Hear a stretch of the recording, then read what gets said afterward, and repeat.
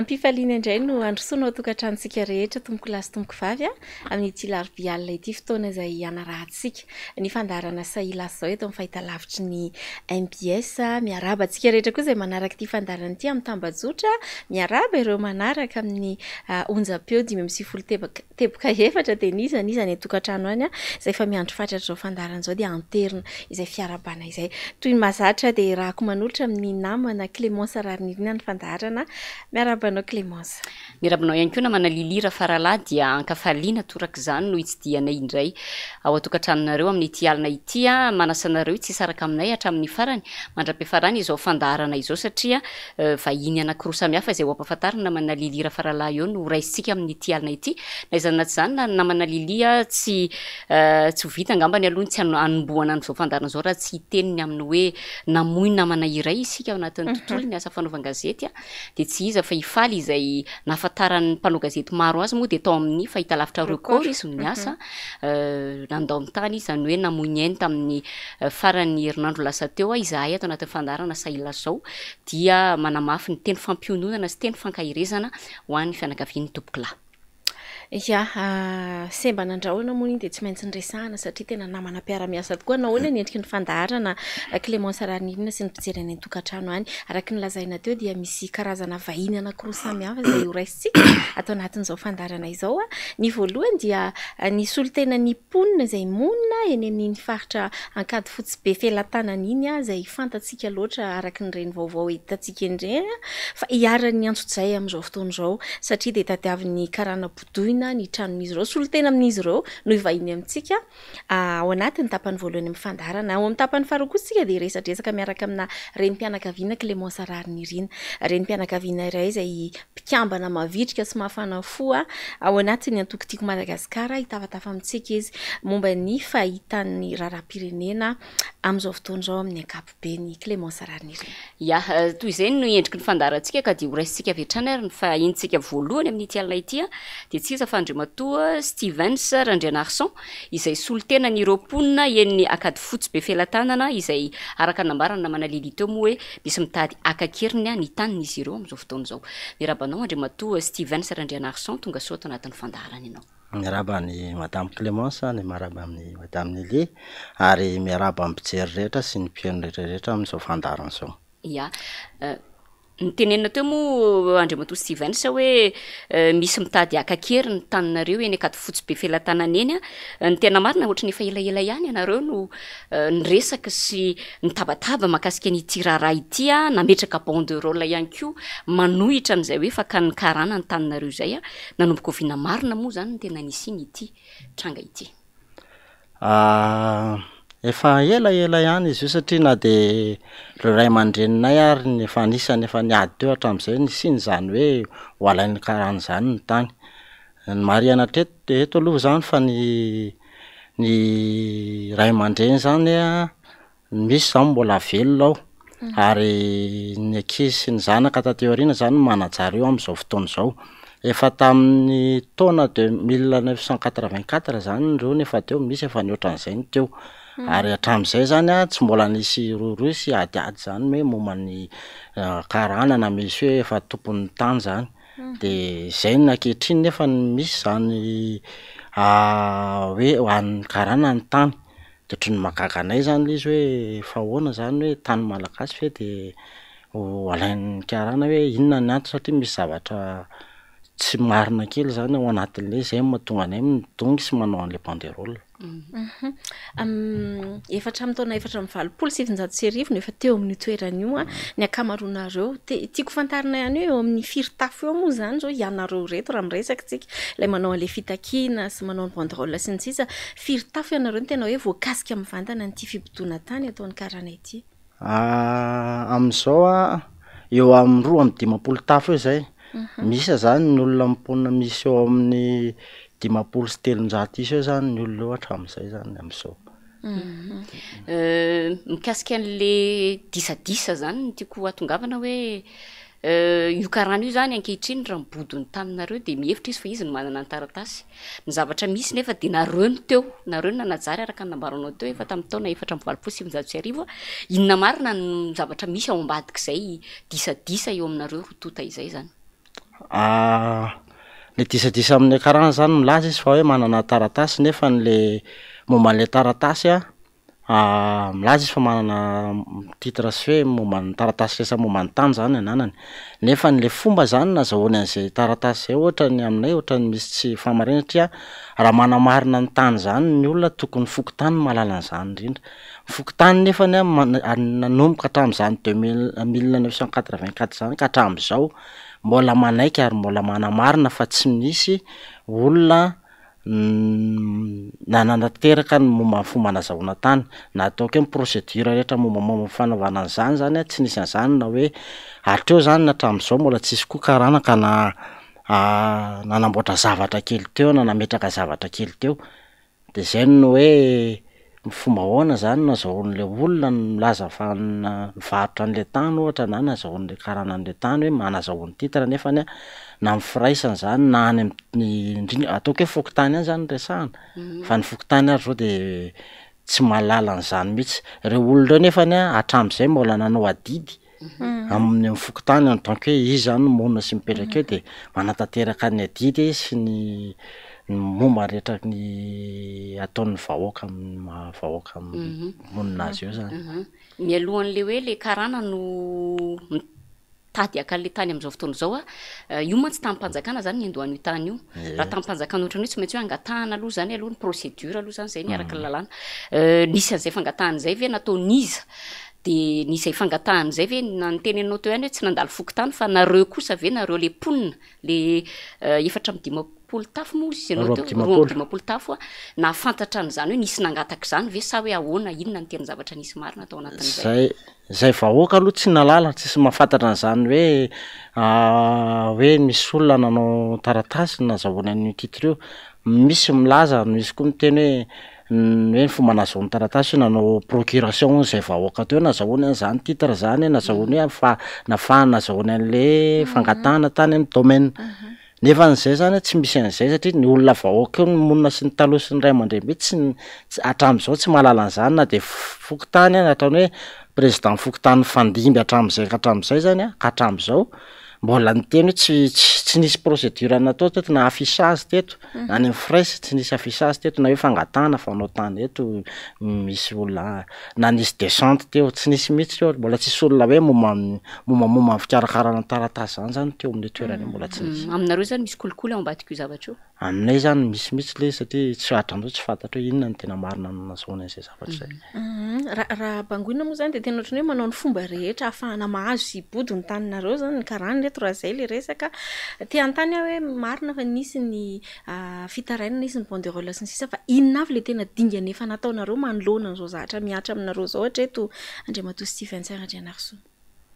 maro ny be de be ny dingana fa niady efa mataona maro zay natany amin'ny tribunaly ary niezaka koa zay na hoe angataka de tsy misy mihitsy ny rary no azonay raha mangataka zay na hoe anao dossier hoe mahikarakara an'le tany fa misy miririrana kely misy ny tamin'izany hoe tsy ampitoana de tsy afaka mihitsy zany zay nanatanteraka izy de tonga aminay na tonga any nanatanteraka amin'ny banderole tonga aminay ny taratasy hoe miala amin'ny toerana reo fa efa lasa ny karana ny tany ary ny anarana na de ny anarany hitanay ny anarany tany malagasy zany ankehitriny efa anarana karana fa tsy hoe gasy raha manana tany zany de hoe tsy fantatro misy anarana malagasy le tany na tany ihany ty tany sotsy haiko fa anarana karana daholo le tanytsika malagasy zao io mantsy ny somary malasa saina kely ry izy mianadahy mandinika eto hoe misy mahatsara azy ihany misy an'le rafitra bifa ohatra any ambanivohitra zay hita hoe hanamorana ny fahafahan'ny olona manoratra ny tany fa ny zava-misy zany zao eto Antananarivo de ohatry ny be de be ny zavatra manjavozavo tahaka izany ary ny tena mamperitreritra de hoe eto an-tanindrazana ianao fa ianao tsy tompon'ny tanindrazanao tsony eto fa de anaran'olo-kafa no misoratra aminy ary de tsy fantatro hoe roviana zany tsika hitsingevana angamba sisa fa tsy anana ny tanitsika tsony fa de porofo mivaingana io zavatra iainanareo am'izao fotoana zao io tsy arotro ny tsy teny an'izay mialohan'ny ametrahano amin'ny fantaniana manaraka ny fanamarina ihany koa ngamba na manalili hoe tany trano nipetrahan'olona nandritra ny taona maro ary ho antsika izay mpandeha amin'iny lalana mizotra makany ambodivony iny dia talaky maso hitantsika tsirairay ny faritra izay misy an zareo reto misy Andriamatoa Steven sy ireo 250 tafo miaramonina ao anatin'izany faritra izany sarotra inona hoe ny zavatra hafa teo mialohan'ny zareo satria araka ny teneniko hoe ho atsika izay mpandalo amin'iny faritra iny dia fantatra tokoa hoe malagasy ary zareo zany ny teo nanajary an'izany nandritra ny fotoana maharitra ary mampalahelo ao anatin'ity tranga ity na manalilira faralahy de hoe tsy voaory zareo fa ny fotoana ihany koa ny tena nandalo teny amin'iny Ambalavao Isotry iny de ohatrany hoe mitovy fa tsy sahala satria misy ihany koa nisy fotoana tena hoe nametraka banderole ny ponina teny amin'iny toerana manodididina ny knapsa teny Ampefiloha amin'iny Ambalavao Isotry iny de tena mitovy tsisy valaka am'izao tranga mahazo andry zareo hoe ny akady fotsy be felatanana zao ny amin'ny hoe banderole milaza mazava hoe tsy ekenay ny fibodon'ny vahiny ny taninay ohatr'izay zany le izy zany hoe eo zany le mampametra-panontaniana hoe misy ve ary be de be ny hoe fanteny aty fa ny teny an'ity fa tsy hoe isika eto anatin'ny fandarana no samba ny teny an'izany misy ve sanatriavina ny firaisana tsikombakomba eo amin'ireo ao anivon'ny sapandrarano misahana ny fananantany sy ireo izay réseau na ataontsika hoe tambajotra maka tanim-bahoaka amin'izao fotoana izao satria be de be ihany ho ao teo izay mitaraina ny amin'izay resaka alatra tany izay mitranga malagasy izay ary fantatritsika tsara fa isan'ny nampidirana ponja vonjy maika efa nampidirana fonja raikitra satria efa sazy raikitra nazo namana ninidony de ity resaka hoe fiedina amin'ny malagasy izay verezinjo amin'ny taniny ity ka fotoanany zao ngamba ny tokony hitodiana amin'ny fitondram-panjakana ny amin'ny hoe nisy ny fampanantenana na manalilira faralahy nataony ny filoham-pirenena ary nalefatsika tato anatin'ny fandaharana tamin'ny heritaona hoe tsy ekeko intsony ozy izy ny fibodon'ny vahiny ny tany malagasy zay zany ny zavatra nytenen'ny filoha ary zay tany malagasy ozy izy ka nibodon'ny vahiny de moaverina amin'ny malagasy ny tranga misy zany zao ny zareo eto amin'ny akady fotsy be felatanana izay tsy lavitra fa eto andrenivohitra tena hoe eto ambany maso araka ny zavatra fitenitsika de hoe ny zareo mbola efa bodon'ny vahiny fa ataontsika hoe mbola ao anatin'ilay fifandroitana aloha zany zareo amin'izao fotoana izao de eto zany nitodiana amin'ny fanjakana araka ny teneniko teo hoe aiza no toerana izay tokony ho raisin'ny fanjakana manoloana an'izay satria tsy fantatra hoe firy vahoaka moa zany nareo ponina miisa firy ao anatin'izany 250 tafo zany 500 sy 300 olona 500 sy 300 zany zao raha pitso raha sanatriavony vava misy ny fanomezana ny fandresena ho an'izany karana mibodin'ny taniny zany de ireo zany olo iraviravo tanana ho very toeram-ponenana rapitso manoloana indrindra n'izao efa zava-misy eto amin'ny firenena izao de eo indrindra no anaovana ny antso eo teo ny amin'ny fitondram-panjakana sy ny filoham-pirenena aiza re ilay fanatanterahana n'izay fampanantenana izay satria amin'izao zavatra mitranga zao indrindra no iandrandrany vahoaka hoe aiza marina ny fanatanterahana n'izany fampanantenana izany ary antenaina fa tsy ilana voly zany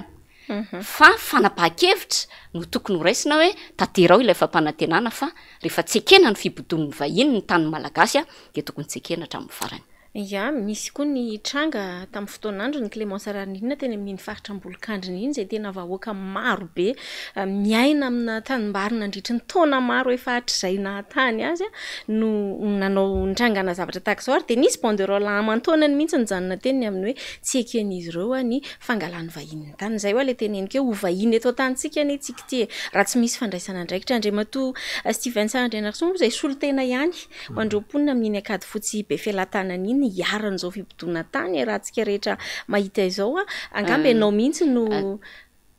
mialohan'ny anatra namana lilian zay fantany zay misy fantaniana tiako apetraka aminao satria efa adivadiva hifarana am'resa amarana resadresaka tsika hoe hemitra ve nareo sa tsy hemitra ao anatin'izao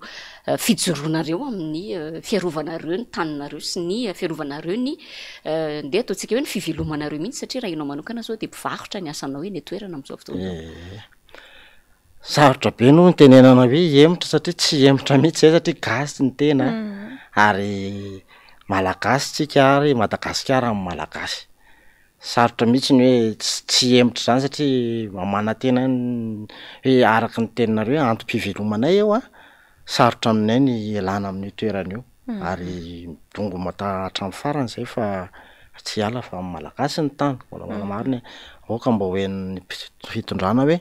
gasy itsika ary amin'ny malagasy ny tany De toyin'izay ihany fa mafanitsy ihany ny fanontanianao an-tsainay mirahavavy hoe ianao zany to atao hoe misolotena nareo olona 500 misolotena andreo 2 tafo zay ndresantsika teo reo de everiko fa tokony misy ihany koa reo tompona andraikitra tompona andraiky mpanjakana manaraka ty fandarana ty raha misy ny antsoavo tianao ampitaina mivantana amin'izy ireo fotoana zao afahana miteny an'izany ianareo raha teo moa efa voalaza teo manao antsovonjy amin'ny fanjakana raha tarafina mirenjay voasoratra ao anatin'ny banderole napetraka reo eny an-toerana ireny dia amenanao ny sehatra moa maraparana antsika raha teo ty resadresaka ity Andriamatoa Stevens. Sotra betsaka. Ny antsoavo ataoko zany ho amin'ny mpitondra fanjakana sy ireo momba mikarakarana ny taratasy ny resaka tany sy ny ady tany zany de mba jereo ny majinika ary jereo koa ny indrindrina ny zoma olona satria gasy madinika reo hoaiza reo olona reo raha sanatria tafahala amin'ny toerana io ary manamafy sy eto hoe aloha malagasy any ny tany donc jerena akaiky ary miangavy ny mpitondra fanjakana mihitsy mba jery akaiky indrindrindra toerana eo amin'ny akadokotsy be felatany io satria efa ela de ela mihitsy zay ny dongy sy nangata de atreto manantena tena valiny tena mahafapo aminareo mpitondra fanjakana mba jerena akaiky kokoa zay sotra to. Mankasitraka anao Andriamatoa Steven Sarandrianarson ianao moraka ny nampanteneniny namana lira faralahy teo de hoe solotena ny roapolona eny akady fosy filatanana izay iaran'ny antso-jay amin'ny fibodona tany amin'izao fotoana zao de makahery anareo ihany koa zay ato anatin'ny fandarana sahila zao dia misokatra foana ny varavaran'ny fandarana raha mbola misy ny fanampim-baovao tokony afaka omena ampitaitsika ampijery ny fandarana. Mankasitraka misaotra anareo. Ankasitratsika ny vahiny voalohany zay ny fampizara amintsika ny tsara ho fantatriny ny rarina moa Clémence Rarinirina de ny hoe hitandrarina izy ireo anatin'izay ady satria de eto an-tanindrazana eto an-tantsika de tsika ny tokony ho vahiny de hitantsika eo soaratsika ary hita anaty fandaharana hatrany ny hotoy anjandraraha zany fa satria vaovao sosialy no nanomboantsika ny fandaharana de ndao tohizantsika amin'izay lafin'izay ihany Clémence Rarinirina hijanona eto an-Antananarivo ihany isika aloha ary de hiresaka indray mahakasika an'ity resaka fivangongon'ny fako tena hoe amin'izao fotoana zao zany eto Andrenivohitra de tena feno an'io zay toerana rehetra ale nisy ny fanadiadiana tetsyterona ataon'ny mpanao gazety ny MBS omaly ary de nitateran'izy ireo ny zava-misy teny rehetra teny sy namerenana indray hoe nisy anke tamin'izany fotoana Clémence Rarinirina ny fampanantenany be ny tanàna na inandre tsy toaina raha ty resaka fako ty no resahantsika ndao raha tsika io fanadiadiana io de aorin'izay tsika de iverineto de hitondra aminao avy hatrany ny vahintsika faharoa atao anaty fandarana. Président Rajoel lamerina ny Sava ny commune alo hiverina ny commune ny Sava tsika ihany no mikarakara ny fako mety sa tsy mety amizay tsy mifanilika ndraiky teo alo ataon'ny commune rehefa vita ny asa voaroaka ny fako faly ny tanàna.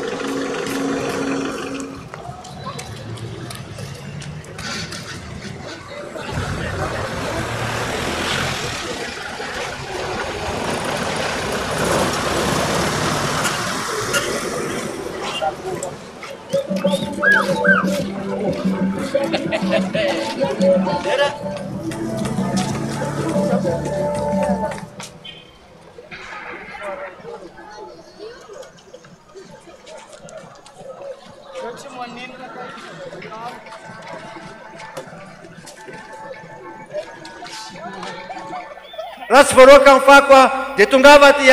mibeny tanàna ny tompona ndraikitra raha tsy vita ny asa miarabanao ary ramatoa raha mino ary mahalala Anita tsy hitsika koa hoe ramatoa Ani mino miarabanao tonga soa tao anatin'ny fandarana Saila zao amin'ity alina ity.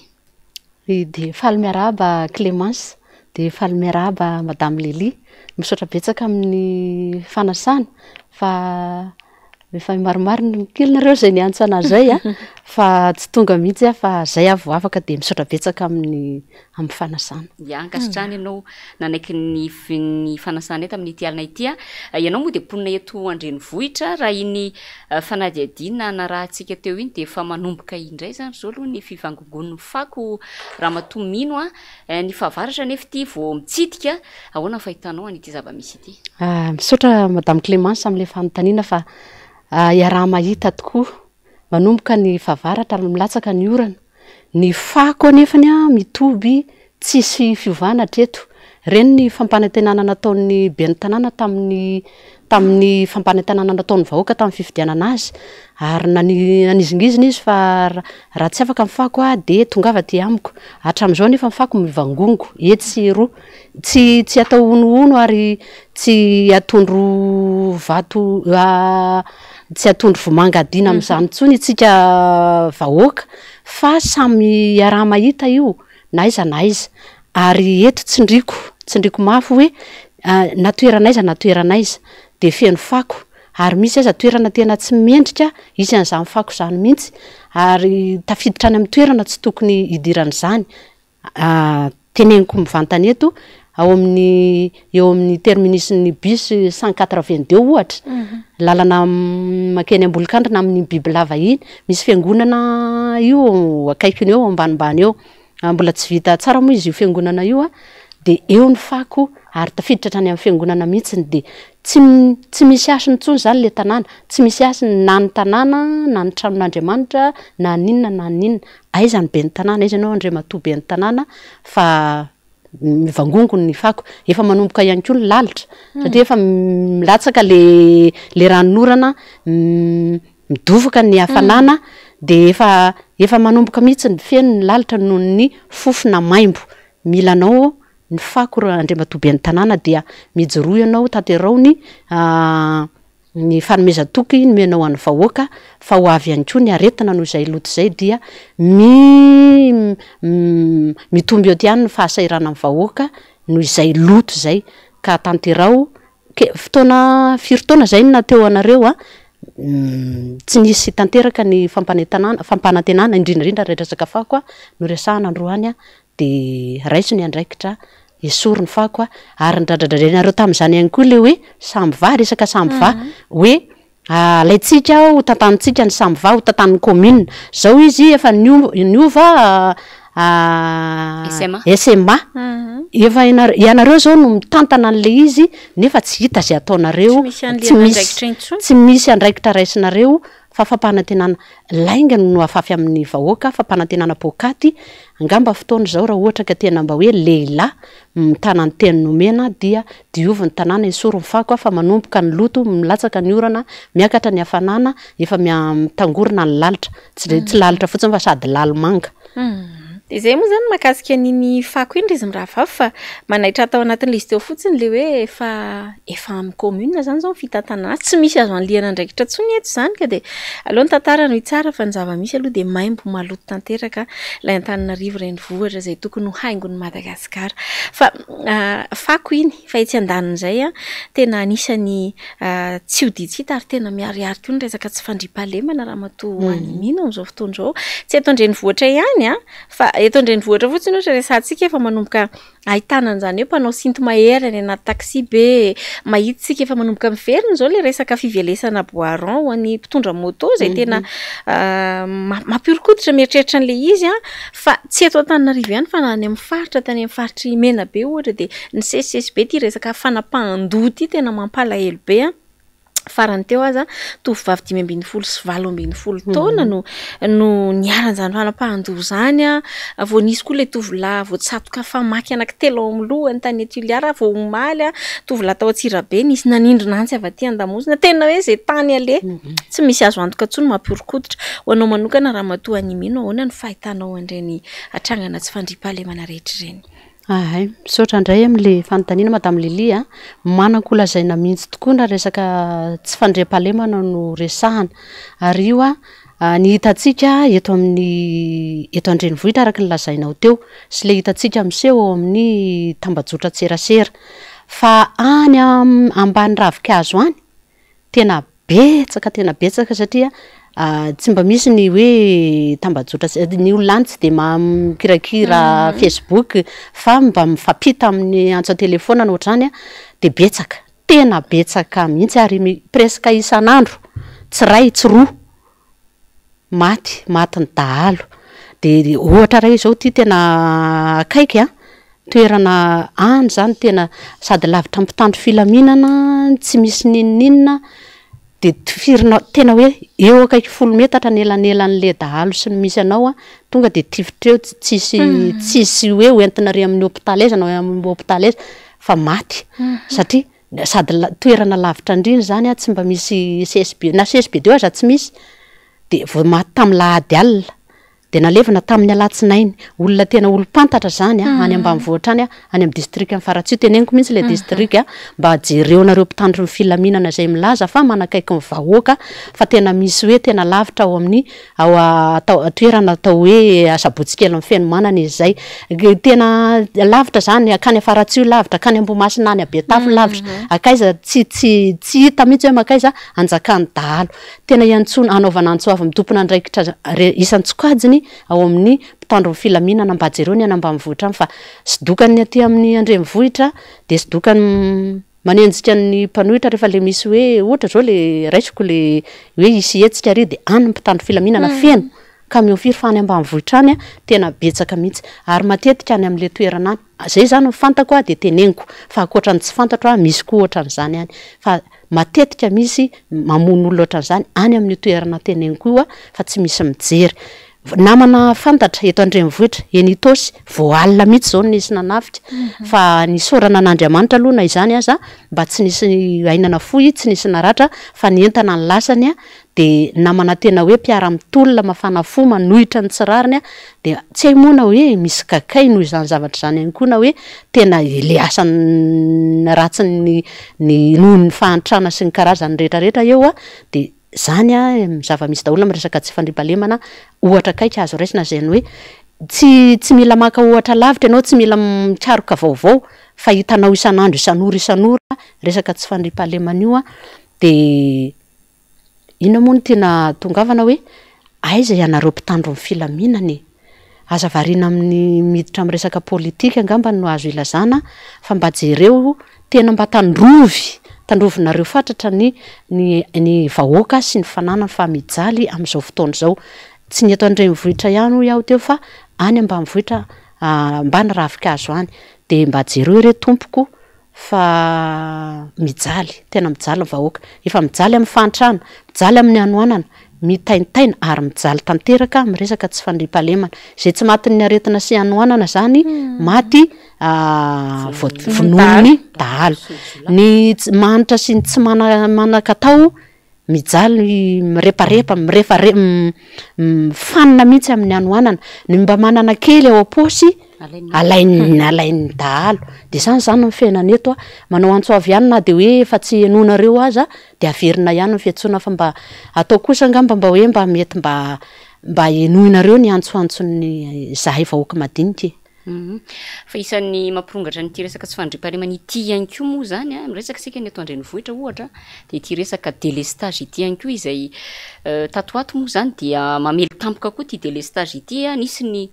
karazana toky izay nomeniny teo anivon'ny jiramany amin'ny hoe tsy tokony hisy intsony atao ren'ilay hoe fanampiana vondrom-piarerinaratra farany teo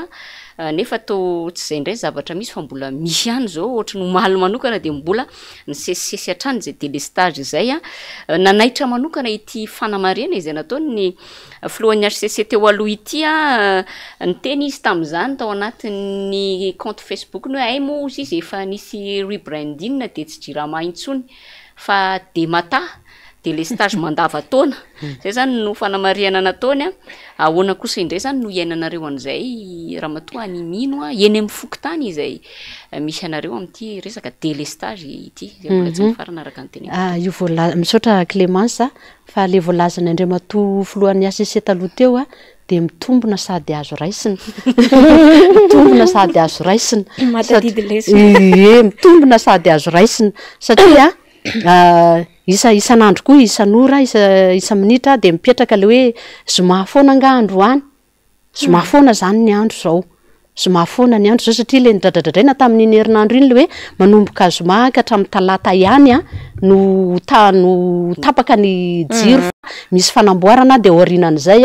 ilamina am'izay ilamintsika vahoaka fa tsy izay ny zava-misy le fampanantenana sy le lainga ohatra ndray tena lainga le izy mialatsiny fa izay mivoaka de tonga de raisinay hoe lainga zay na andraisanay azy satria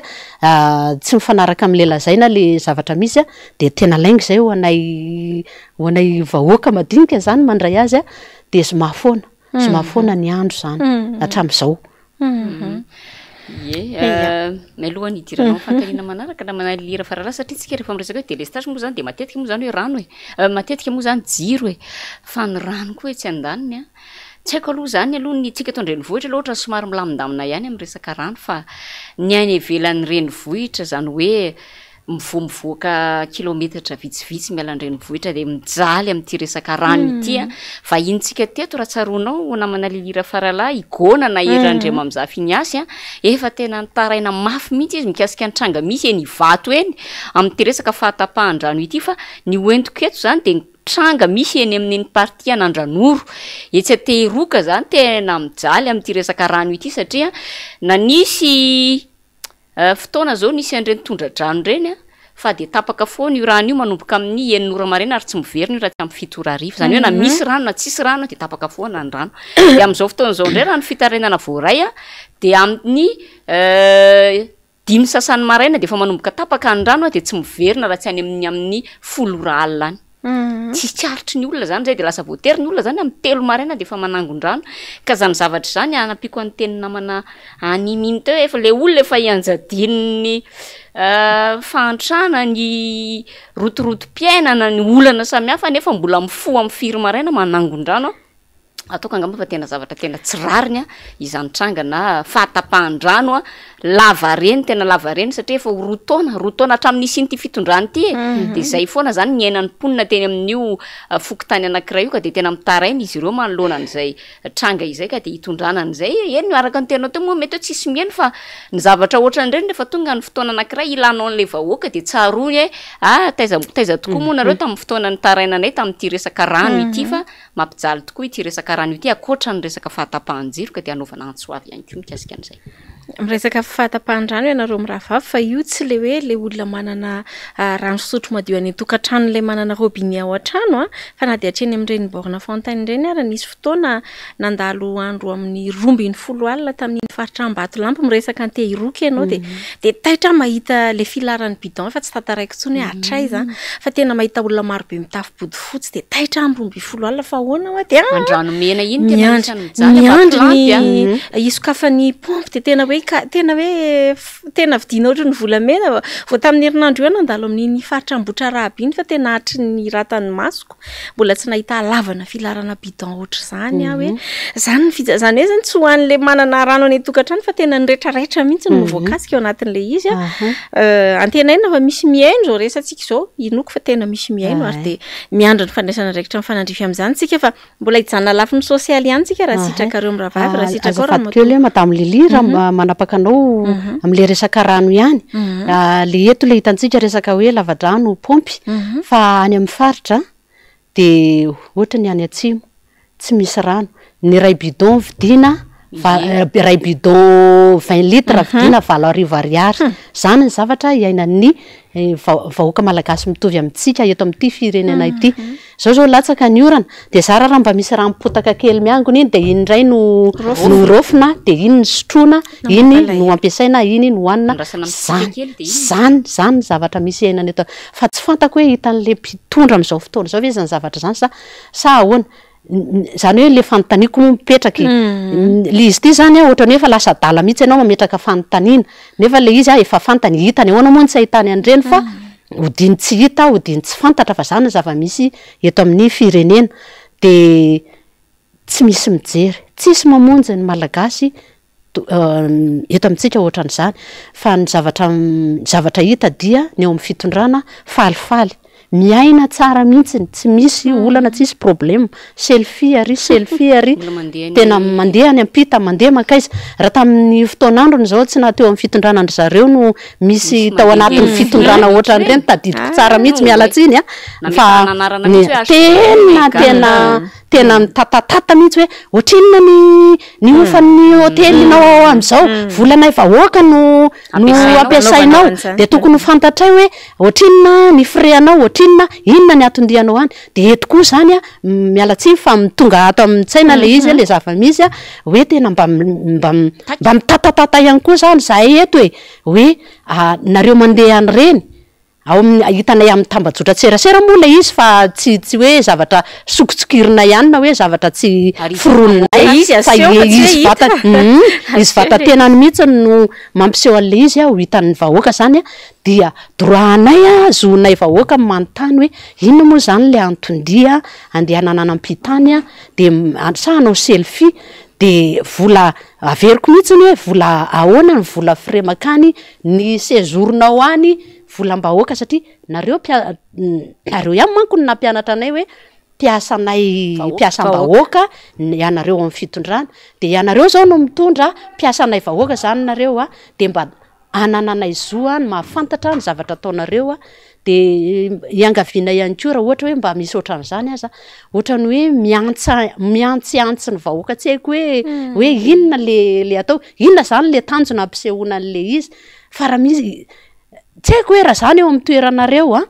de le vahoaka fadirannovana mihitsy zany novonjeko voalohany loha de iny mafaly ny vahoaka mahita an'iny hoe manao selfie tena hoe nahavonjy zany fa zay zava-misy eto vahoaka fadiranovana ianao any paradisa oeraoera ka miresaka moa ianareo hoe fiantsina ve zay le vombolana anteneny ramatoaniminy teo fa ohatrany hoe ny teny tonga ao anatin'ny saiko de hoe fandatsana kokoa no andraisako azy satria raha manoloana ny olona tsy manakarotsaka ianao no mampidera an'izay rehetrarehetra azo zao indrindra moa fa fananany io tsy manakarotsaka io nge zany le anaovanao an'le izy atsipy ny teny ambony malala fa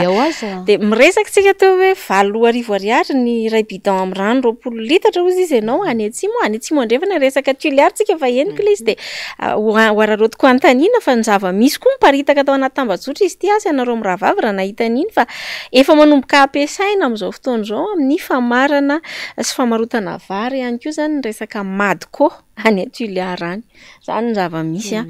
fantatra ihany koa fa any amin'ny tapany atsimony nosy iny de mamaivay ny kere ary de efa mihinana zay tsy tokony hohanina tsony mihitsy ny ponina manapirofo zany mitoy amin'le resakantsika teo le fahantrana lalina manapirofo zany hoe tena hoe ao anatin'ny zavatra manahirantsika fa ho anao manokana manapirofo inona koa zany raha ianao no antaniko mivantana be ny valim-panontaniana madame Lily fa mifahantrana lalle fahantrana tena hoe any amin'ny antsana tanteraka amin'ny fahantrana misy eto amin'ny firenena amin'izao fotoana izao mbola isy afaka ilaza ihany ve hoe tsy mahantra mbola misy de zay moa le dradradradrain'ny mpitondra ihany koa le hoe tsy misy crise natao hoe tsy misy crise araky ny eritreretina hoe tsisy crise politika tsy hay hoe ahoana ny crise politika fa crise fahantrana zany ve tsy crise ny vahoaka malagasy efa tsy mihinana tsy misotro tsy miaina amin'ny tsy manana ny zo mahaolona mihitsy zany crise mahaolona zany raha ho ana zay tsy haiko na zany hoe mamorona kely karazana fiteny mihitsy zany hoe crise amin'ny lafy mahaolona mihitsy zay fahantrana lalina fahantrana mangitsonkitsoka zay ngamba ny azoko ilazana anazy io moa raisiko kely ny anomalohany anohizako amin'ny fanontaniana manaraka ny tenintsika teo hoe nanao fanamariana maromaro na manaliliry faralahy teo hoe raisiko le tenin'ny député Rosy ozy izy hoe mbola ho tsaraina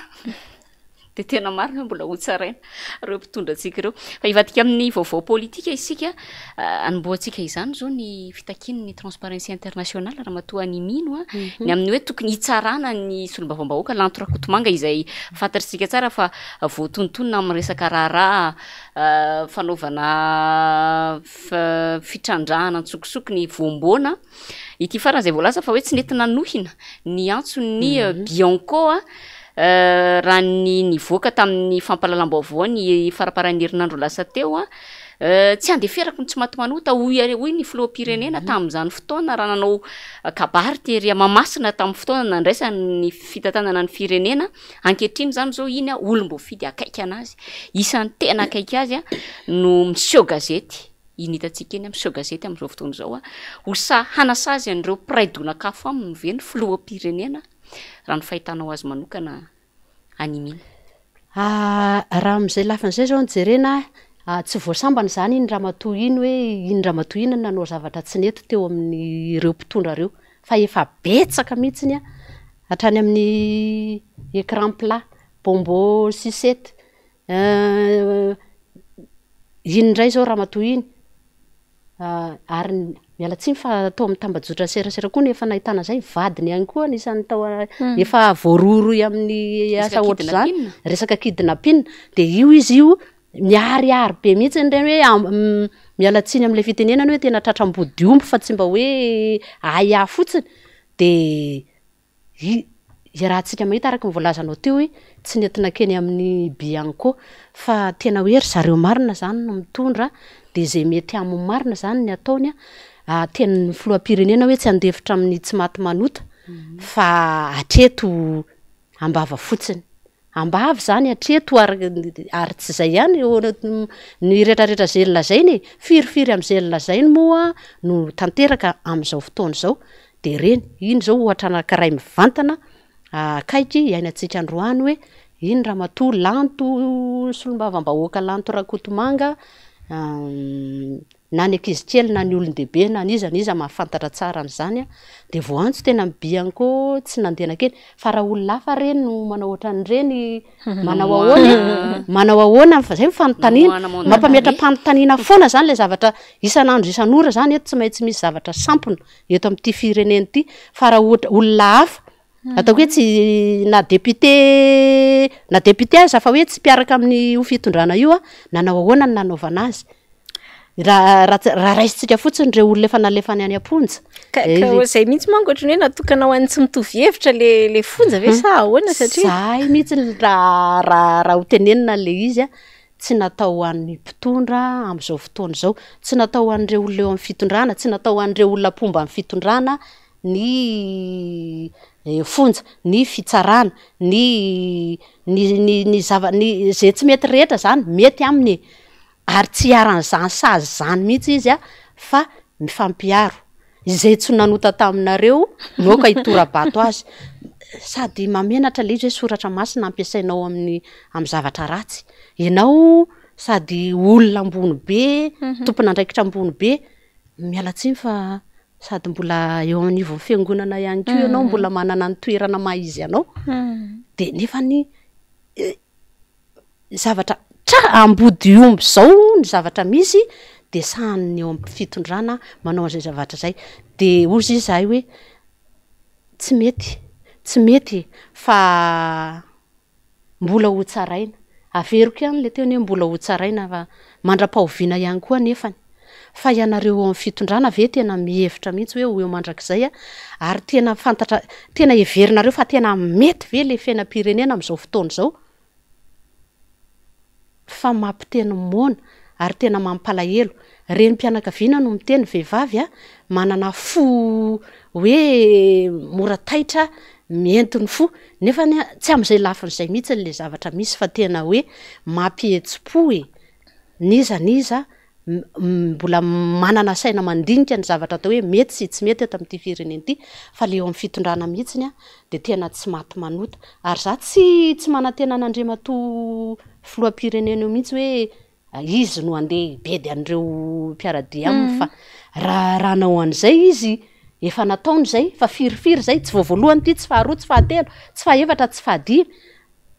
fa vita ho azy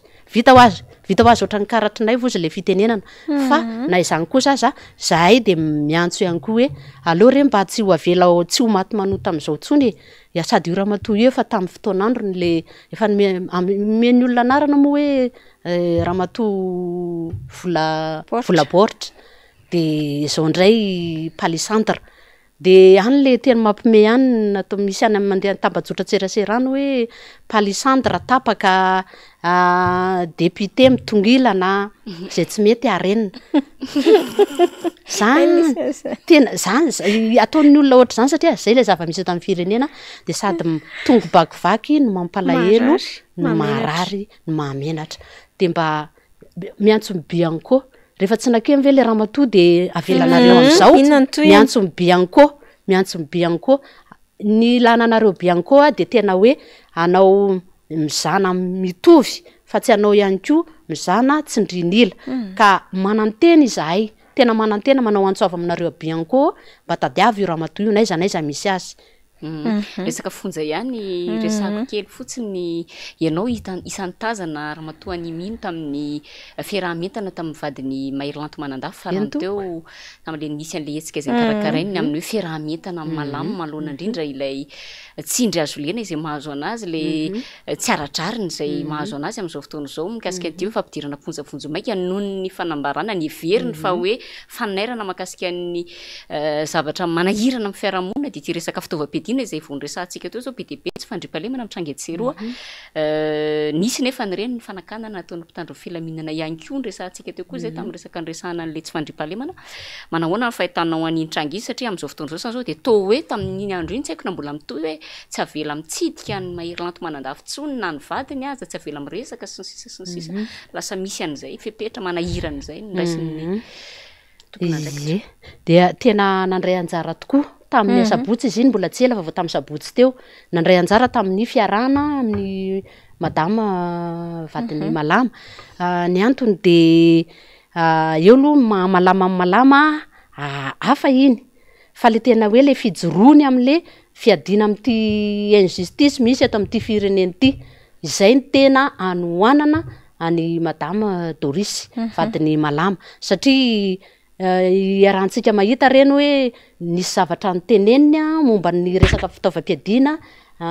natonga azy migadra io de io olona io nanao menace de mort azy de mba nitory koa izy nefa tsy niraisina ny fitoriana nen'le vazaha raisina le fitoriana nen'le gasy kely tsy raisina fa tonga de ampidirina amponja natao aniza mihitsiny zany le fonjy na hoe ianao tsy mahay lalàna tsy tompon'ny fampiarana ny lalàna tonga de mahita an'le izy hoe tsy rariny le izy fa misy ihany ny saorana ny vadiny malama mijoro miady am'izay hoe ady amin'ny tsy rariny zay de tohanana tokoa ho anay de tohananay mihitsy zany niza mijoro am'izay fiadina amin'ny tsy rariny eto amin'ity fireneny ty zay ka jereo firifiry moa le olona nalefany Rolimersia mbola rajona berija nisy an'le ray aman-dreny Henri Raiza ihany koa moa le nianao antso avy tamin'izay fotoana zay any ihany koa Biarny Irina Marcelin Biarny Irina Marcelin oui any daholo reo Stanley le farany teo izay zavatra tsy izy akory no manao an'le zavatra de tonga de torotorona fotsiny hoe izy ozy izy le akizy any amin'ny tanàna any rehefa fampiresaka hoe enjany tena enjana ty fitondrany ty ary mbola tsy nisy hatr'izay ny ainana hatr'izay ny tantany voamaso hatr'izay tao anatin'ny 10 taona tsy nisy fiainana ohatran'izao de manohana ny ary mbola mafisina eto mihitsy fa manohana amin'ny madame malama zay amin'ny etsika rehetrarehetra zay mbola atao amin'ny fiadinany tsy rariny de vao maheno an'io de mpitandro ny filaminana mimelo lalana nefa ny vahoaka madinika ary matiny dahalo tsisy mijery de tena manao antso avy aminareo mpitandro ny filaminana ihany koa marina fa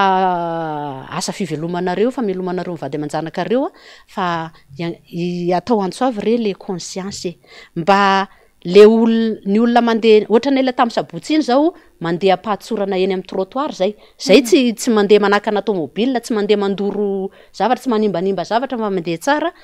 de aoka mba tsy ho sakatsakanana ny olona rehefa mandeha fa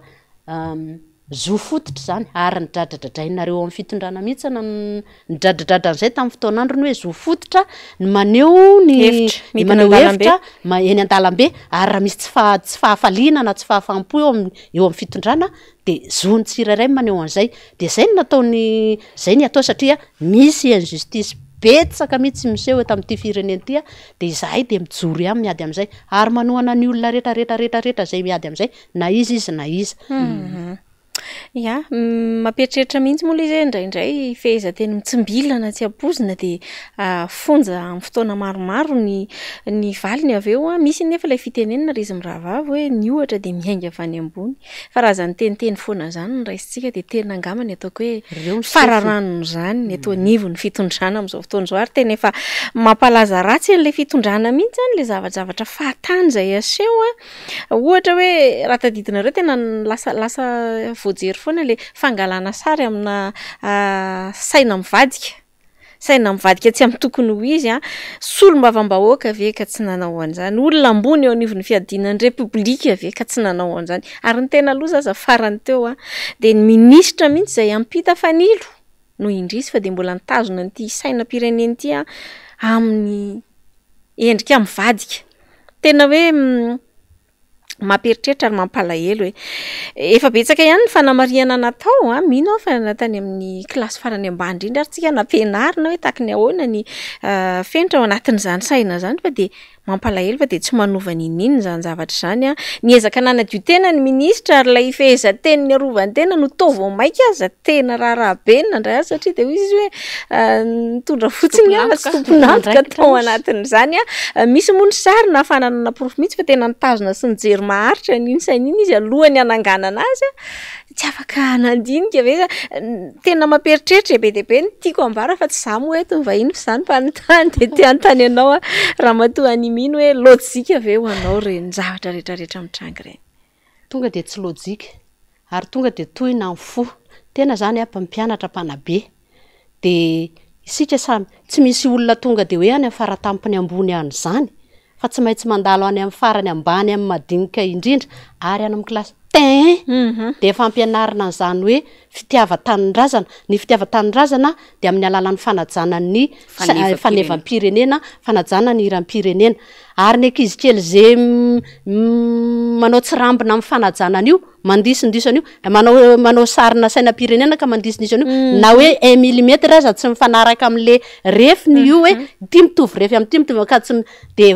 ina ny atao an'ny ankizy tena voakapoka marary ary voasazy de ity tompona andraikitra faratampony ambony mihitsy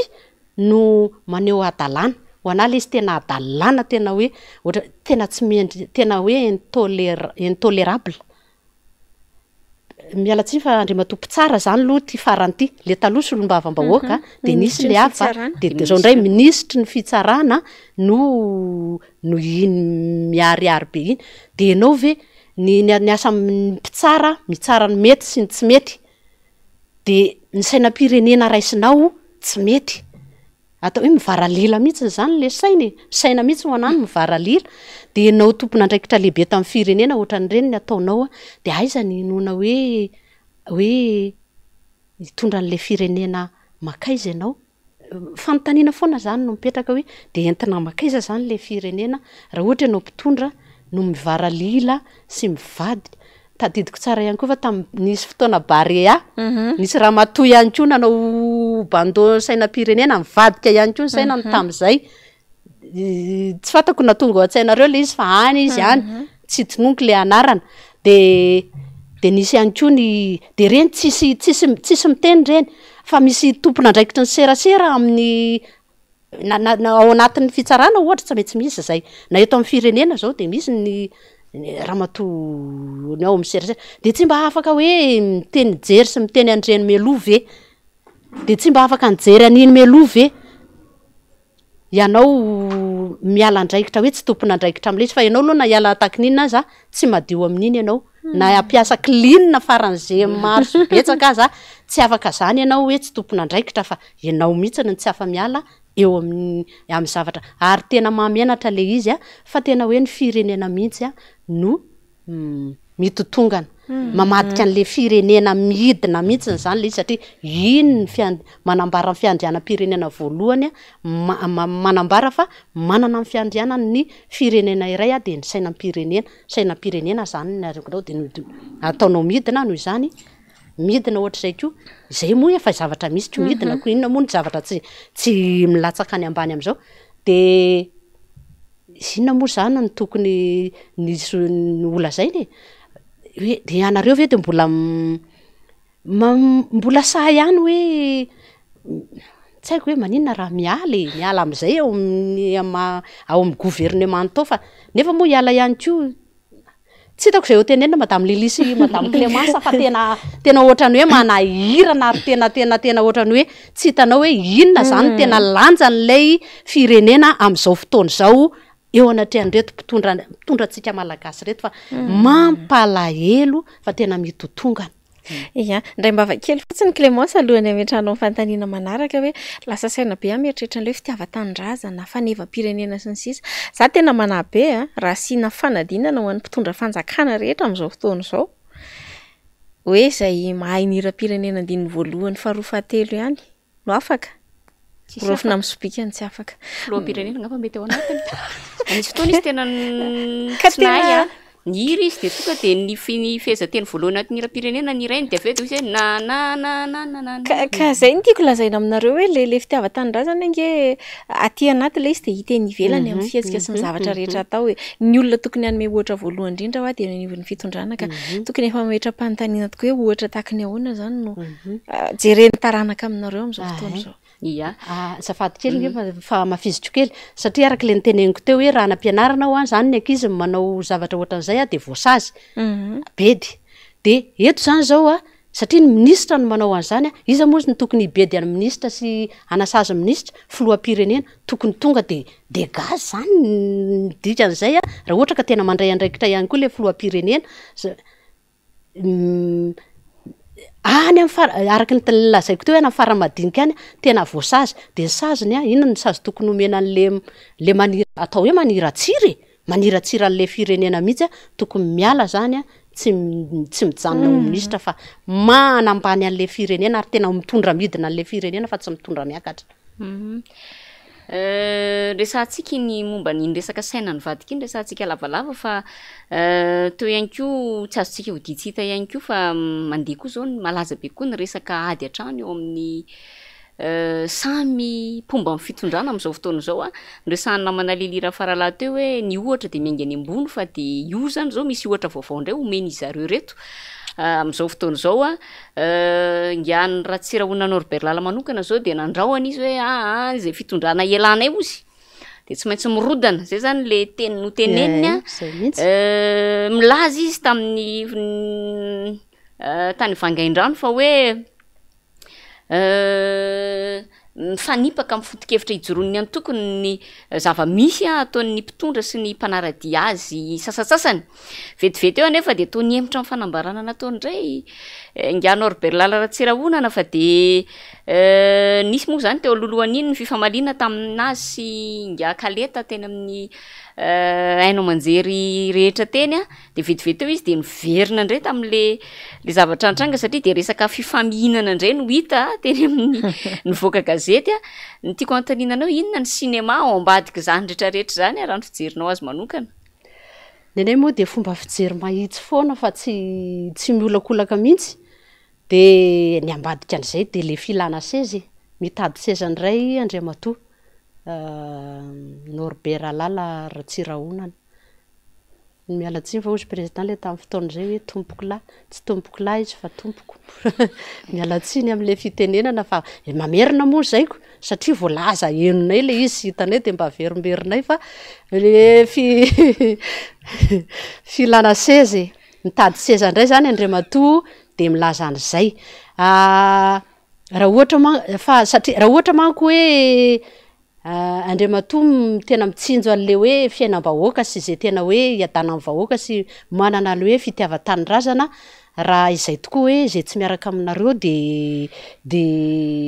miongana amin'izao fotoana izao fotoana tokony tena hoe hoe tsy ilana nyity fitondrana ty tsony mihitsy satria tena mampijaly vahoaka mampikaikaika vahoaka de maninona moa raha ohatra ka tonga de aonganinao izy satria ianao zany ve tsy mahita le fiainam-pirenena am'izao hoe fa tsy mandeha am'izay laonina raha ohatra ka zany tena hoe manana fo mahitsy ianao a ho an'le fitiavan-tanindrazana sy mitsinjo le fiainam-bahoaka ampiadana amin'ny vahoaka fotoana zao hoy izahay vahoaka madinika anehoanao an'izay hoe tsy fiarahana amin'io fitondrana io a de aongana io fitondrana io satria atreto ihany koa ohatrany tsy misy afaka mikofoka mihitsy fa zay mikofokofoka rehetrarehetra tonga de voageja fa ianao zany a manana pouvoir manongana ny fanjakana zay tsy mety amin'ny vahoaka araky ny teneniny ihany io a manana pouvoir manongana ny fitondrana zay tsy mety eo a de hoy izahay vahoaka madinika Andriamatoa Norbert Ralala Ratsirahonana hoe mba ampiasao le pouvoir anao am'izao fotoana zao ty fa tena efa mantrany izahay vahoaka madinika fa aza atao an'le kilalao foana hoe ao ambadika inona le ao ambadika efa fantatray le izy fa ozy izay hoe inona le ao ambadika de mba aza atao an'izay fa vonjeo zahay vonjeo le firenena raha ohatra tena manana bonne foi ianao de vonjeo le firenena fotoanany zao a ampiasao le pouvoir zay tsy miaraka aminareo a miongana de aza miaraka amin'zareo am'izao a mba iongana mba ahitana an'le tena hoe fitiavan-tanindrazana ao aminao amin'ny antokonao zany a Andriamatoa lehibe amin'ny antokony avy manana moa fa mandeha ny fotoana fa tsy azontsika lalova-potsiny dao resaka fifidianana vetivety sika raha matoa ny mino anatin'ny fandrafetana ny lisy mpifidianana ny CNI am'izao fotoana izao ny hita aloha zany atreto a de saika karapanondro no ampiasaina amin'ny fandraisana ny anaran'ny lisitry ny mpifidy io zany zavatra tsikaritra tsy manana iamakasika an'izany ve ianao manokana hoe inona ny mety riska ao anatin'izay hoe karapanondro zay fotsiny no takiana manahoana ny fahitanao an'ilay fanomanana ny fifidianana inona ny zava-misy iainanareo any fotony ihany tena manana aya tena miaya tanteraka mihitsy zay de ho anay manokana zay ho anay ao atokantrano a mbola tsy nisoratra zahay tamin'ny voalohan'ny oktobra le voalohany iny mihitsy vomaraina de tonga tao aminay le hoe iraky ny seny ireny a naka ny karapanondronay hoe de aka karapanondro iraka avany amin'ny seny de nanotanina izy mo ozy izy hoe manana bady zavenareo de nisy baditra tokoa te fa za tsy namaky an'le izy de tonga de tsy namme zahay hoe mbola tsy misy tsy ato ny karapanondrony sasany fa ny taony karatra nandainga ihany koa aloha zay satria mahazo anatra tamin'le laingalainga eto amin'ity firenena ty de lasa mandainga ohatran'izay koa de nandainga kely ohatran'izay zany zay hoe tsy ato ny karatra ny sasany nefa fa no le ainay a de mbola tsy nanome zahay tamin'iny fotoana iny de lasa mondro zareo ny anay zany tao mitokotranay atraky ty ny androany aloha mbola tsy nanome zahay mbola tsy nisoratra fa no le aya de mienoeno sy maka information manamafy aloha hoe ahoana marina ny anaovana an'le izy de am'izao moa mandeha le izy hoe mandeha le fisoratana de zay vao mieritreritra hoe andeha isoratra am'izay tena andraiky am'izay isoratra anao an'le izy fa ny tianay olazaina hoe miayay amin'io afaka anaovany raha ohatra manko zao hoe aka ny karapanondro momba anay izy le karapanondro fotsiny ny angatahany amin'io kanefa ny raha fahitanay azy tokony tsy karapanondro fotsiny no alainy fa tokony ho alainy ny carnet pokotany de zay misoratra rehetrarehetra ao amin'ny carnet pokotany io zany no feno taona nosoratany ao amin'ilay lisy mpifidianana de ao anatin'io carnet pokotany io misy ny adresy ny trano rehetrarehetra de raisina ny adresy trano aza zany hoe raisina mombamomba le olona ao amin'ny carnet pokotany raisina ny adresy izy aby le olona ao de zany tokony ho enregistrena ao amin'ny lisy mpifidianana daholo de manamora ary manampy amin'ny fanaovana osoka izay satria raha tsy afaka anaovany raha akany satria manko raha ohatra hoe le karapanondroko fotsiny zao no raisiny de andeha ivahiny ohatra any amin'ny toerakafa any amin'ny toerakafa de misy fanoratana andray de meo anay daholo zay ao de lasa raisiny any le karapanondroko de voasoratra andray de raha ohatra nefa ty carnet pokotany ty no misoratra ao de afaka amarinina io ty ny lohatranonay raha re karapanondro fotsiny zany voasoratra ry tsy misy loatra aminay de afaka ahitana azy zay hoe tsy marina ity lista ity de sady atsipy zany sosokevitra amin'ny fanoratana an'ilay lisy-pifidianana hoe tsy le karapanondro fotsiny fa ampiarahana amin'ny carnet pokotany sy ny adresy trano rehetrarehetra ao de zay angamba ataoko hoe anampy be de be zay ary any an-tanana ny tompon'andraikitra rehetrarehetra na rehefa olo-pirenena zany de tompon'andraikitra amin'ny fanomanana an'ity fifidianana ity de aza manome fotsiny raha ohatra hoe karapanondro fotsiny no takina fa mena ihany koa ny carnet pokotany ary manatrika eo le olona fa tsy hoe angoniny iny de izy indray manao an'iny ihany de averina sa fialana amin'ny osoka daholo zany sosokevitra avy aty aminay vahoaka madinika mahita ny zava-misy any amin'ny fokotany eny amin'ny toerana any amin'ny base zany rehetrarehetrany ny zavatra hita aloha zany anatin'le fanisana mpifidy anatin'le fanorotana ny mpifidy eo anatin'ny lisy mpifidiana anatin'ity fanaovana reo fonty ity de le tsara ampahafantarina ny olona izay mbola tsy nisoratra atao anatin'ny lisy mpifidianana moa zany hoe tsy nisoratra anatin'ny lisy mpifidianana fa le hoe nisoratra anarana zany ho an'le mpifidy zany de rehefa tonga ny senina ianao manatona any fokotany de manoratra ny anaranao ianao de omeny reçu misy reçu mihitsy zany omeny anao zany hoe taratasy telo zany ray zany fa lasa misy ina moa zany fiatonan'le kalka moa zany fiatonan'ireny le souche misy souche zany de iny zany meny anao ny ilany de ny ray mijanonao fokotany ary ny ray makany miakatra miverina makany amin'ny seni de tokony mahazo an'izay zany ianao mahazo an'izay karazana reçu kely zay hoe io zany ny anamarinana fa ianao de tena voasoratra marina ao anaty lisitra fa za moa zany eto ry izy miravavy de manamafy foana hoe efa hita le kajikajy zany tiana atao anatin'le izy de za manamafy an'le fanteneniko tamin'ny fahitalavitra anankiray hoe ataovy par logement io de affiché par logement io lisy mpifidianana io rehefa ivoaka rapitso de mora kely mahita hoe ty tsy atao aminay ity atao aminay ity tsy atao aminay ito mbola tsy tafiditra atao aminay fa tia mora kely manao fanamarina indrindra ho an'ny reny vohim-paritany lehibe zay zany tiako tenenina hoe isan'ny solution zany zay zavatra zay satria ny akamaroan'ny olona mifanakaiky trano mifankafantatra daholo hoe ianona mipetraka ato ianona ny anarany sy ny sisa de mora kely manao fanamarinana satria raha io karapanondro fotsiny no raisina de mazava loatra fa tsy maintsy isy olona avy any ivelany no tafiditra ao anatin'le lisitra izay tsy ampozinao akory hoe tafiditra ao satria rehefa jerena ny lisitra hatramin'izay de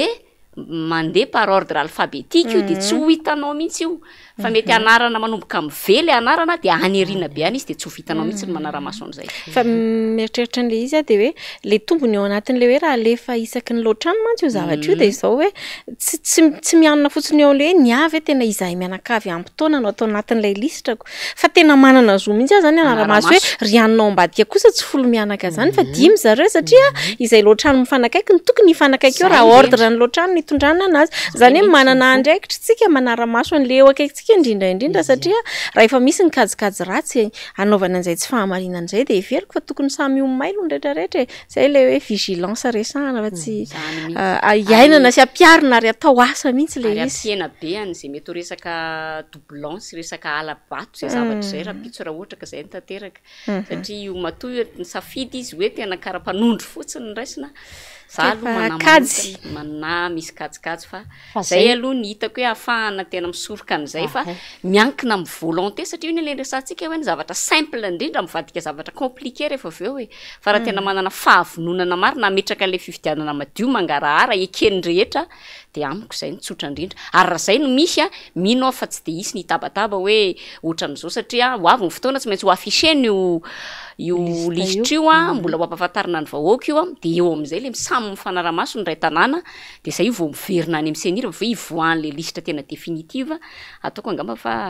ampiena zavatra be dehibe ary anatsaratsara kokoa ny nisy hatramin'izay zany zavatra rehetrarehetra amaranantsika azy resaka fifidianana ihany raha matoa any mino inona zany zao zavatra mety hitranga rapitso hitantsika reny zavatra nitranga faraparanteo nisy ny fifidianana atao tena nivo firenena mikambana milaza ny ministra hoe nilaza ny filoham-pirenena sy ny premier ministre hoe tsy nahazo ny toromarika na hoe nahazo ny consigne avy amin'ny zareo ny fanaovana n'ilay hoe fanamelohana ny Russie tamin'ilay fifidianana tamin'iny fifidianana farany natao teo anivon'ny firenena mikambana misy ny fifanolanana ataorianan'iny resaka latsabato iny a ny ambassador na ny masovoany États-Unis ny teny taorianan'iny hoe zay de miaraka aminareo firenena 700 mahery nanameloka ny Rosia farany teo indray ny ministry ny fiarovam-pirenena amin'ny teny hoe miomana amin'ny fanamariana ny tsingeritaona ny sin'ny fifanaraha-piaramiasa teo amin'ny fiaramiasa moa zany teo amin'ny Rosia sy Madagasikara ohatrany karazarazana afatra tiana ampitaina mitandrefana ihany zany rehetrarehetra zany tandrefana izay tsara mariana ihany moa zany fa na de ataontsika hoe hoavy zao mantsy ny fiadiana tompon-daka eran-tany amin'ny baolina kitra na ny fiadiana tompon-daka eran-tany amin'ny baolina kitra raha dia voarara ny fandraisan'ny Rosia anjara tamin'izany tany anaty barrage izy de efa éliminé amin'izao fotoana izao nefa zany fitondrana amin'izao fotoana izao mbola tsy menatra mihitsy miseho fa mbola tena eo akaiky ny Rosia zany ary ninninona fanamariana mety ataony tandrefana ho avy nefa amin'ny fifidianana satria fifidianana andresantsika amin'izao fotoana izao anahoana ny mety hoakony zany zavatra rehetrarehetra zany amin'ity fanomanana fifidianana tena fijerinao azy manokana. Efa erantsika malala moa araka ny volazanao teo ihany Madame Clémence hoe manahoana ny toeran'ny Rosia eo anatrehan'ny ny tandrefana de ireto mpitondrantsika mihitsy no tiana hitodiana hoe ohatran'le fomba fitantanana ny raha rehetrarehetra ihany tsy fantany ve zany zavatra zany baka plus 24 tsy atsapany zany tsy alalany zany de inona mbola anaovany tsy ohatrany hoe tohina be foana fo Madame Clémence rehefa maly an'le fanontaniana amin'le zava-misy eto amin'le firenena fa na itsika na izahay tsy eo amin'ny fitondrana iza fa miaina fotsiny amin'ny maha olon-tsotra zao mahatsapany zany hoe lanjan'izany hoe eo amin'ny sehatra iraisan'ny pirenena izany efa niteny ny iraisan'ny pirenena fa tsy amatsy ny amin'ny resaka fifidianana de mbola miaka ohatrany miaka-doza ihany isika de ina moa izy ianao mety zavatra iseho mety zavatra iseho de loza ho amin'ny firenena loza ho atsika de anahoana ny anjoatsika ny firenentsika de ka inona moa ko le saina ny firenena mihitsy efa totongana de amin'ny zavatra rehetrarehetra zay atao de mitotongana daholo fa itsika olo-pirenena mihitsy no tokony mijoro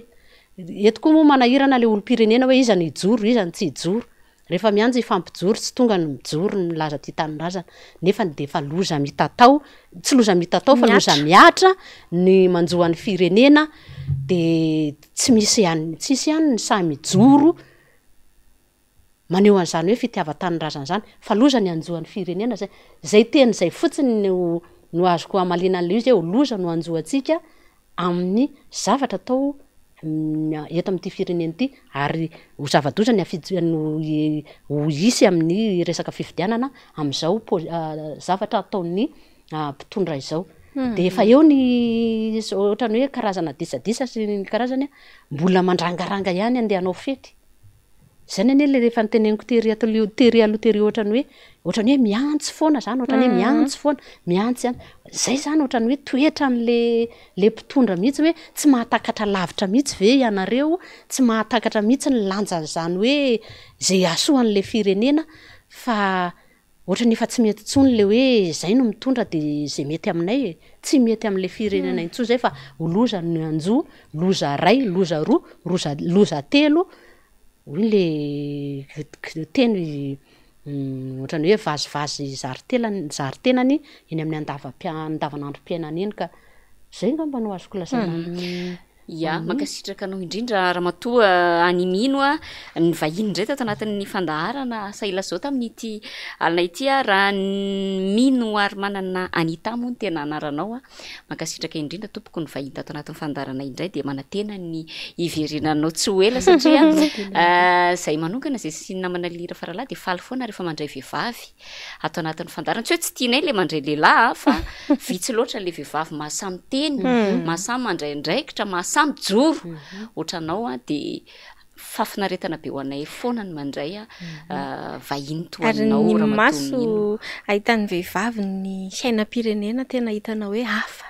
miohatra amin'ny fijery rehetra tena misy tombony ngeza be amin'izay mahareny zay de tena fifaliana avy eo anay niaraka androany de mihintsika fa ho avy ny fotoana manaraka mbola ionana aoriana. Ia. Dia izay ihany koa angamba no hoentsika maranana ny fandarana amin'ny tialina ity na manalira farala satria fa lasa dia lasa ny fotoana. Mankasitraka antsika rehetra nanaraka an'izany hatramin'ny farany dia mametraka ny veloma mandra-piona ho amin'ny manaraka indray izahay miravavy mametraka ny veloma ho amin'ny vahiny ihany koa mandrapiresaka ary tompoko lasy tompoko vavy.